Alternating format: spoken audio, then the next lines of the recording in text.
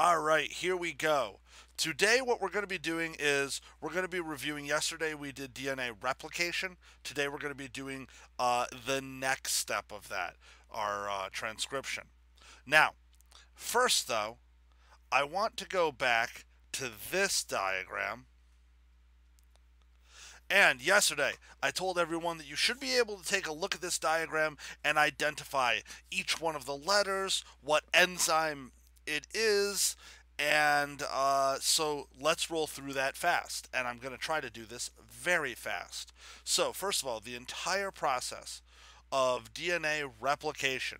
First, remember, topoisomerase is going to bind to the origin of replication, and it's going to start to flatten out the DNA double helix going out in both directions. That is then going to allow DNA helicase in order to bind to the origin of replication, and then it will start to unzip the DNA double-stranded polymer into the two single-stranded polymers. Now you're going to have your primase show up, and the primase is going to do a very important job because it is going to I need to delete stuff before the recording dies. Sorry. What the primase is going to do is the primase is going to set down the RNA primers that the DNA polymerase is then going to need to bind to. The DNA polymerase will bind to the RNA primers, and then it will start complementary matching, building the new complementary strand. We're going to have the leading and the lagging strand. The leading strand is going to go from 3' to 5' along the conserved parental strand, so it will be one continuous length. The other one, though, will need multiple primers because it's got to move in the opposite direction. So only as a new section gets unzipped can it then be replicated, which means multiple RNA primers, multiple polymerases, and then, of course, the DNA ligase is going to have to come in. It's going to have to excise those RNA primers, replace them with the proper DNA bases. Okay, so looking at this diagram, topoisomerase is not really listed on here unless you wanted to say that letter B is topoisomerase, and then those weird little gray kind of ovals that you see, an argument might be made that those are helicase. It's possible. Then, for our next one, oh my. All right, then looking next, we're going to be looking for that primer, that primase. Well, that's going to be letter K. We see it showing up once on the leading strand, which is J, and 3 times on the lagging strand, which is L. The actual primer location itself is letter H. You know, and then you could go through and identify the Okazaki fragments there.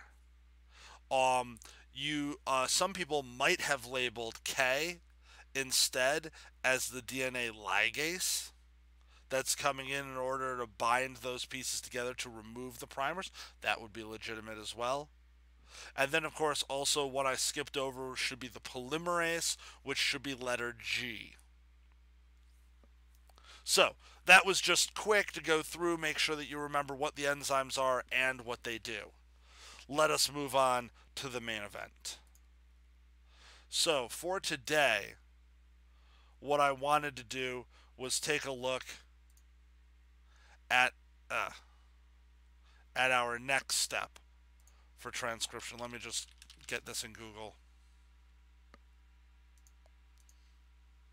So remember, replication is good, but replication is only going to handle when the cell is currently going through its normal cycle. Once we want to actually get the information out, then we've got to go into transcription. So, taking a look at this, recognize that there's a difference between the two molecules. We've already talked about this. The purines versus the pyrimidines. It's just the different nature of the bases. It's really not too important. I doubt they're going to throw a question like this at you. Not with what they want to assess and the time that they're going to give you to get it assessed. It's worth noting where we're finding the different bond types. They've made a particular point about bonds this year. We talked about them when we went over water a little bit earlier. I would not be at all surprised for them to ask you for examples of where hydrogen bonds are found, though. And there's lots of choices, but here's a pretty strong one.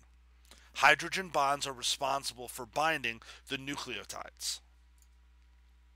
All right, so looking at RNA as a single strand, basically what we need to do is we need to turn the DNA into our messenger RNA. That is the process of transcription and why we're here today. Now, in order for that to happen, we're going to get RNA polymerase. Now, RNA polymerase will bind to the DNA molecule and it will act like all of the enzymes that we have for DNA replication all by itself. It will flatten, it will open, it will set the primer, it will then go through coding out the RNA. The nice thing is it doesn't need ligase here because it doesn't need to seal anything up. It just needs to make that RNA copy and then close it up at the end. There are a few differences, namely the biggest difference between RNA and DNA is the fact that RNA is going to have the base uracil instead of the base adenine. So normally where an A would link to a T, or sorry, I said that wrong, where an A would link to a T, an A is instead going to link to a U because thymine is replaced. I apologize, there's no T over here. It follows the same steps as replication, initiation, elongation, and termination. These are pretty straightforward. Now, this is where we started to get into the specifics for transcription. And remember, it's all about that complex that we need in order for the process to start. So, our RNA polymerase is going to come in and it's going to bind to the Tata box. Remember that starting point. Then other proteins, other things that we just kind of as a group, we just call them transcription factors, are going to bind to it as well. Now that's going to start to make this initiation complex that we're seeing that ultimately can start to do the job. But that's not all. We're also going to need a regulator protein, which is going to attach itself to a slightly upstream section of the DNA. That regulator protein will then connect, activating it so it could go.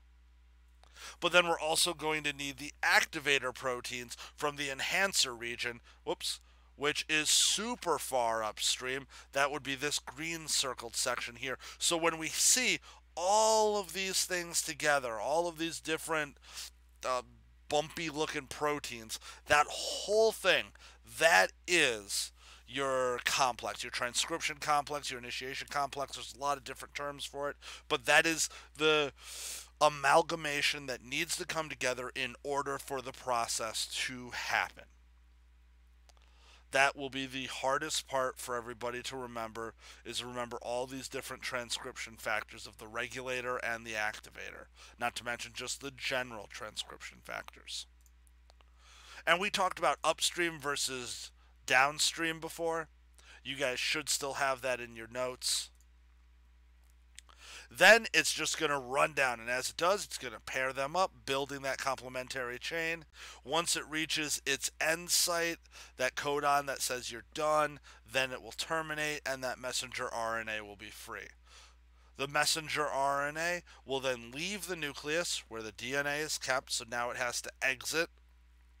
It will find its way to a ribosome, and then it will start to thread through here with the purpose of now turning the three-letter codons of messenger RNA, codon right here, into an actual amino acid sequence. But we'll talk more about that on Monday because that's the last step, translation. Whew. Lot of stuff. Going over it real fast. How was that? Pretty straightforward, but I mean, well, as straightforward as it's going to get.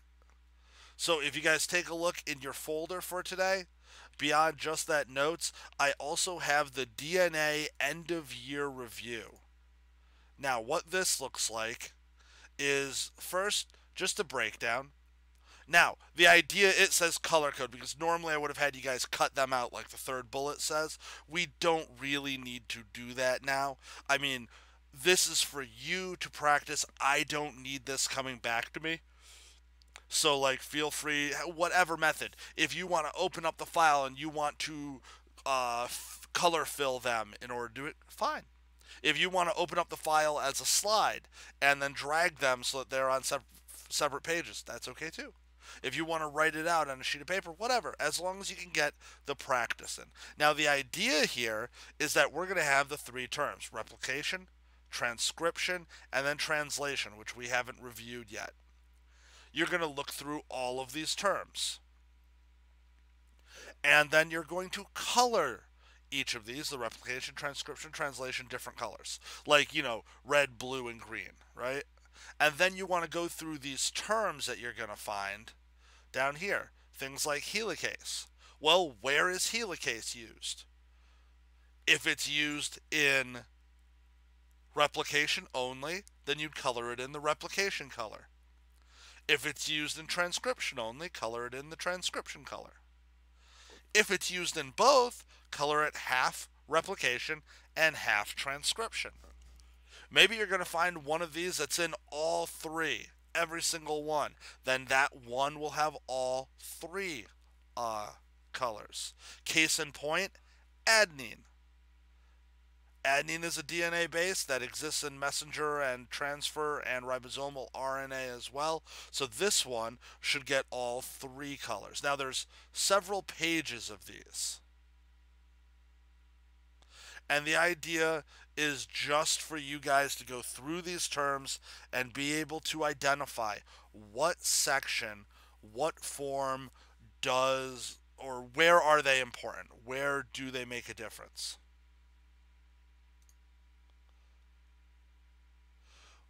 Wow.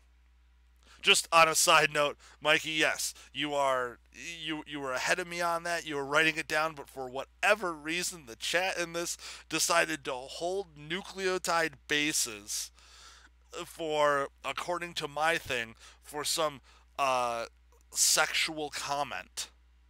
So it was like blocking it from being in the chat. I don't know what that comment would be, or I have no idea why, but that was funny. I found that very entertaining. And that's really, though, all I want you guys to do is go through these and identify which ones are in replication, which ones are in transcription, which ones are translation, which ones are shared, and if they're shared, how many are they shared through?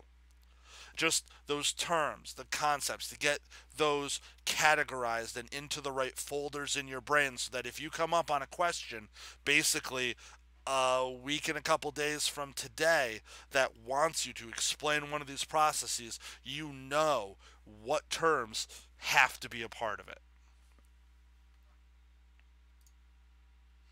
Yeah, right? That was crazy. So, hopefully that's helpful. Hopefully it will make it a little bit easier for everybody. This is review, getting us ready. The AP exam is on the 18th.